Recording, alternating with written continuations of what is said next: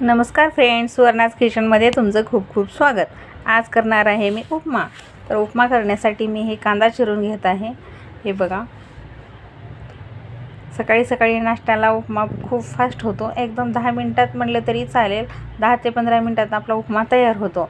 तर उपमा करण्यासाठी मी घेतलेला आहे हा रवा थोडासा जाडसरच आहे। रवा भाजून घेतलेला आहे साईडला, आणि कढईमध्ये तेल टाकून मी आता जिरे मोहरी टाकून घेतलेला आहे। आता याच्यामध्ये टाकायचे शेंगदाणे थोडेसे तळून घ्यायचे आहे। आणि याच्यात एक महत्त्वाची गोष्ट टाकायची आहे, ते म्हणजे उडदाची डाळ टाकलं ना खूप छान उपमा होतो। त्याच्यामुळे उडदाची डाळ आपण हे तेलातच टाकून घेऊया। तेलात टाकले की थोडासा कलर बदलेपर्यंत तळून घ्यायचा आहे। थोडासा कलर बदलला की खूप छान डाळ लागते नंतर उपीटामध्ये। मग आपल्याला हे कांदा, मिरची आणि कढीपत्ता पण टाकून घ्यायचा आहे।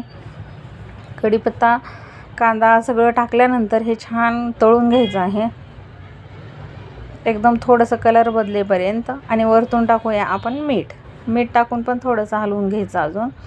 हे मीठ छान तळलं की मग याच्यात टाकायचे पाणी। हे पहा, आपल्याला 1 ग्लास पाणी टाकायचं आहे। पाणी टाकून आता हे पाणीला उकळी येऊ द्यायचं आहे। पाण्याला छान उकळी आली की आपण भाजून ठेवलेला रवा याच्यामध्ये टाकून मस्त मिक्स करून घ्यायचं आहे। गाठी होऊ द्यायच्या नाहीत, मस्त हात सतत हलवत राहायचं, त्याच्यामुळं ते उपम्यामध्ये गाठी होत नाहीत। त्याच्यामुळं किती सुंदर उपमा लागतो हे तुम्ही आता नंतर बघू शकता।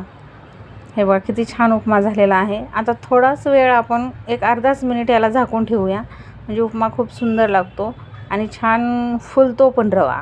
त्याच्यामुळं हे बघा किती सुंदर झालेला आहे उपमा। हे बघा किती छान झालेला आहे। आता चला तर मग खायला घ्यायचं आहे आता। वाव,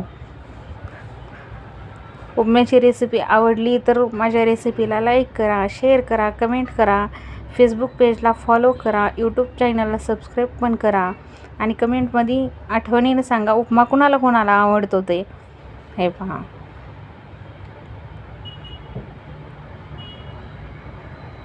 चला तर मग व्हिडिओ पूर्ण बघा आणि लाईक करायला विसरू नका। Bye bye.